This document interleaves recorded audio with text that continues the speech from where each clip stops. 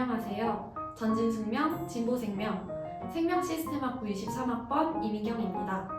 안녕하세요. 전진숙명, 대세아복, 아동복지학부에 재학 중인 2학번 김예은입니다. 생명시스템학부는 1974년 생물학과로 처음 설립되어 2016년 생명과학과와 의학과학과가 합쳐져 지금의 생명시스템학부가 되었습니다. 현재 다양한 국가에서 기초과학의 중요성이 부각되고 있는데요. 생명시스템학부는 생명과학의 기초를 이해하고 다양한 실험과 실습을 통해 생명체의 구조와 원리, 그리고 다양한 생명현상을 배웁니다. 우리 몸이 어떻게 작동하는지, 질병이 어떻게 발생하는지, 새로운 의약품은 어떻게 개발되는지 등 생명과 관련된 모든 것을 배우는 전공이라고 생각하시면 됩니다. 숙명여대의 아동복지학부는 1972년 우리나라 최초로 설립되었으며 전문 지식과 실천 역량을 지닌 신뢰 있는 아동복지 전문가를 양성하기 위한 학과입니다. 아동복지 분야의 인재를 양성하기 위해 아동 심리 및 상담, 아동 보육 및 교육, 사회복지 분야에 대한 총체적인 교육을 진행하고 있습니다. 언니, 아동복지학부면 유아교육과랑 비슷한 전공인 것 같은데 다들 졸업 후 어린이집 또는 유치원 교사로 진로를 정하는 거야? 꼭 그렇지만은 않아. 아동복지학부는 3전공 트랙제를 운영하고 있기 때문에 영유아 보육 및 교육, 아동 심리 상담, 복지 분야까지 폭넓게 다루고 있거든. 그래서 무조건 어린이집 교사가 되는 게 아니라 자신이 관심 있는 트랙의 수업을 들으면서 교사뿐 아니라 놀이치료사, 사회복지사 등 정말 다양한 진로를 꿈꿀 수 있고 실제로 여러 분야로 진출하고 있어. 민경아, 나도 궁금한 게 있는데 너희 생명시스템학부는 생명에 대해 다루는 학과잖아. 그러면 개구리나 쥐를 해부하는 실험도 많이 진행하겠네?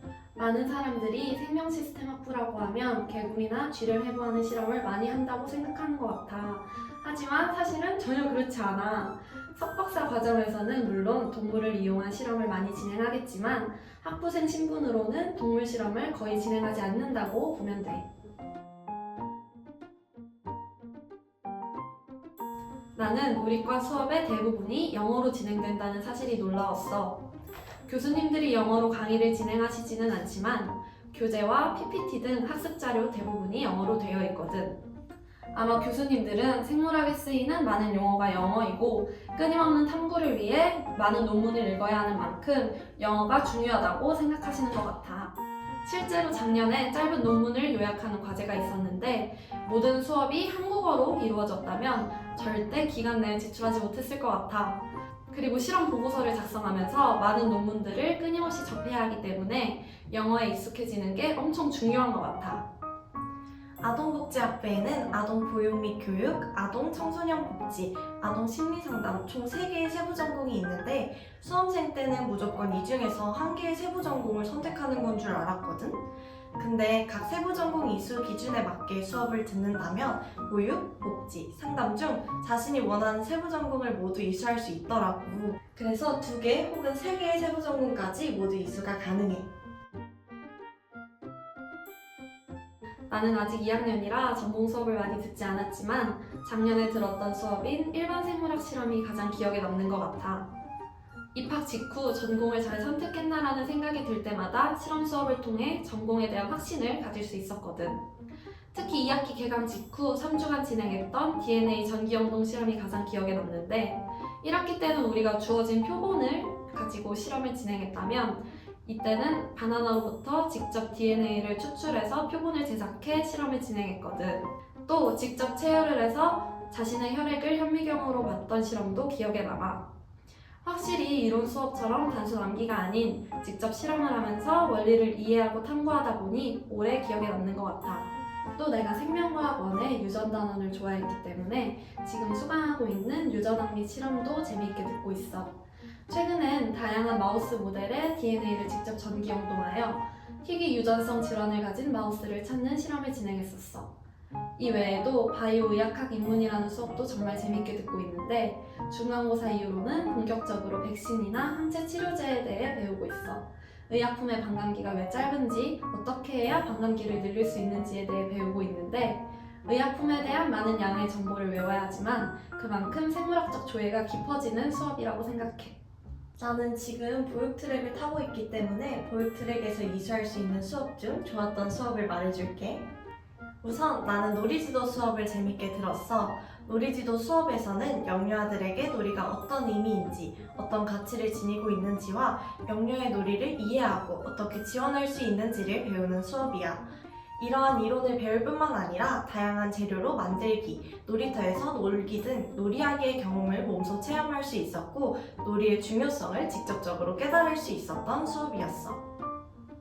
또 영유아 교수 방법론은 예비 교사로서 영유아의 개별적인 차이를 존중하고 다양한 지원을 할 수 있도록 교수 학습 방법에 대해 배우는 수업이야. 이 수업에서는 학생들이 직접 교사와 영유아가 되어 놀이를 하는데 교사는 그 놀이에서 배움을 읽어보며 교사로서 어떻게 놀이를 지원해 줄 수 있을지 생각하고 놀이 기록을 작성해. 이렇게 경험을 해보면서 놀이를 통한 배움을 이해할 수 있어서 굉장히 재밌었어. 또 나는 영유아 안전에 대한 이론과 실제를 학습하는 영유아 안전관리도 굉장히 흥미있게 들었어. 이 수업에서는 영유아 안전에 대한 이론 강의뿐만 아니라 조원들과 안전교육 교구를 제작하는 메이킹 프로젝트를 해볼 수 있거든. 영유아나 부모 혹은 교직원에게 안전교육 매체로 활용할 수 있는 사물을 만들어보며 어떻게 하면 재밌게 안전교육을 할 수 있을지 생각해볼 수 있는 수업이었어. 우리과 졸업생 선배님들은 대부분 대학원에 진학하여 석사 이상의 학위를 취득하는 것 같아. 우리 대학에는 학석사 연계 과정이 있기 때문에 약 5년 만에 석사 학위를 취득할 수 있어. 많은 학생들이 R&D 직무에 관심이 있는데 이 경우 선배들은 박사 학위까지 이어서 취득하기도 하더라고. 물론 대학원을 안 가고도 취직할 수 있는데 이런 경우에는 기업의 학술팀에서 많이들 근무한다고 해.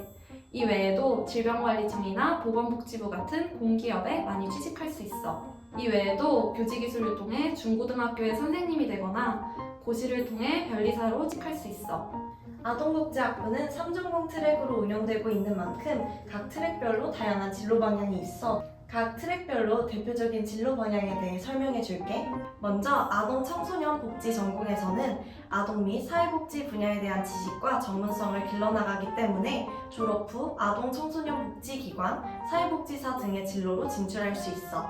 아동 보육 및 교육 전공의 경우에는 영유아의 보육 및 교육과 관련된 부분들을 중점적으로 배우기 때문에 유치원, 어린이집 교사 혹은 육아종합지원센터 등의 진로로 진출할 수 있어. 마지막으로 아동 심리상담 전공의 경우에는 학부 학위만으로는 부족하기 때문에 상담 및 치료 분야로의 대학원 진학이 필수시 되고 있어. 대학원 졸업 후에는 아동 청소년 심리치료기관, 소아정신과 놀이치료실 등의 기관으로 진출할 수 있어. 아까 들어보니 학과에서 다양한 실험 수업을 진행하고 있는 것 같은데 학과에서 진행하는 실험 수업에는 어떤 게 있어? 생명시스템학부의 학생들은 매년 실험 과목을 이수하고 있어.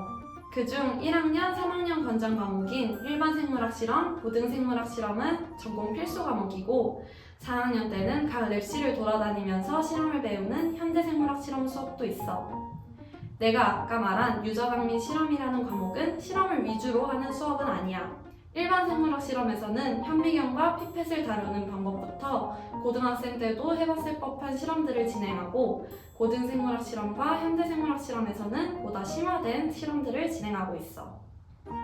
내가 언니 SNS를 보다가 아동복지학부 학회에서 뮤지컬을 했다는 게시글을 봤는데 이 학회에 대해서 더 자세히 설명해 줄 수 있어? 당연하지. 숫돌은 올해로 41주년을 맞이한 아동복지학부 최초의 학회이자 아이들을 위한 공연을 준비하고 선보이는 어린이 뮤지컬 공인연극 학회야. 숫돌은 매년 11월에 순원관 중강당에서 정기 공연을 올리고 있고 이를 위한 대본 작성, 목소리 녹음, 공인형, 의상 제작 등 공연을 올리기 위해 필요한 준비 과정을 하나부터 10까지 손수 읽어내고 있어. 올해도 헨젤과 그레텔이라는 뮤지컬을 준비하고 있으니까 민경이 너도 친구들이랑 많이 보러 와. 너도 보러 와. 같이 가자! 아, 그리고 얼마 전 어린이날에도 어린이 대공원에서 행사하지 않았어? 맞아. 아동복지학부는 매년 어린이날을 맞아 어린이날 놀이 한마당이라는 행사를 진행하고 있거든. 이날 아동복지학부생들은 함께 모여서 공원으로 나들이 온 어린이를 대상으로 놀이봉사를 진행하고 있어. 페이스 페인팅, 만들기 체험, 판지 줍기 같은 놀이 체험, 풍선 아트. 이 사진처럼 숫돌 뮤지컬 캐릭터와 사진 찍기 등 다양한 체험 행사를 진행하면서 아이들의 날인 어린이날을 더욱 재밌게 즐길 수 있도록 봉사하고 있어. 숙명여대 공식 인스타그램에서 생명시스템학부 선배님들이 하버드로 교류를 다녀오신 것을 봤는데 혹시 이 링크 3.0 사업에 대해 좀 더 자세히 설명해 줄 수 있어? 숙명 하버드 글로벌 프로그램을 말하는 거지. 이 프로그램은 숙명인들에게 바이오 의학 분야의 비즈니스 네트워킹 및 생명공학 분야의 첨단 기술을 탐방할 기회를 제공하고 학생들의 글로벌 역량을 키울 수 있도록 돕고 있어.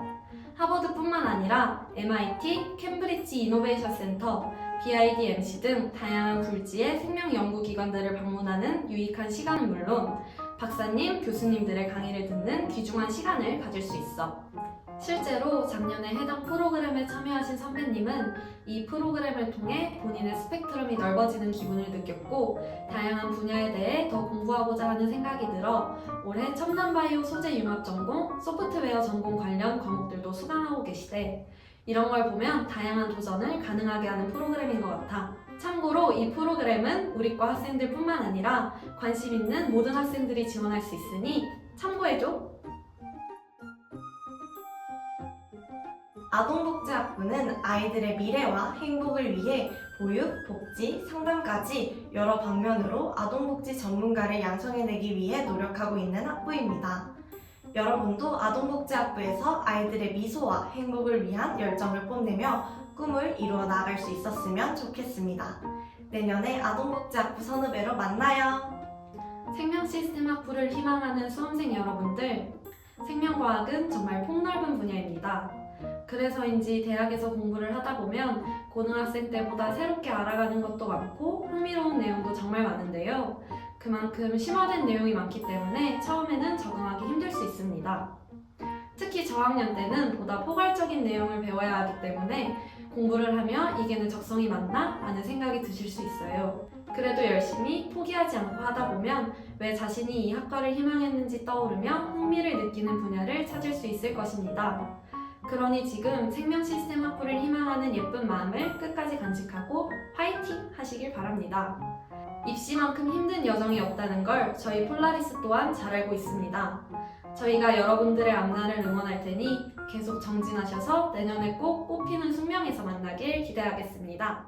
그럼 우리 숙명에서 만나요. 약속. 좋아요.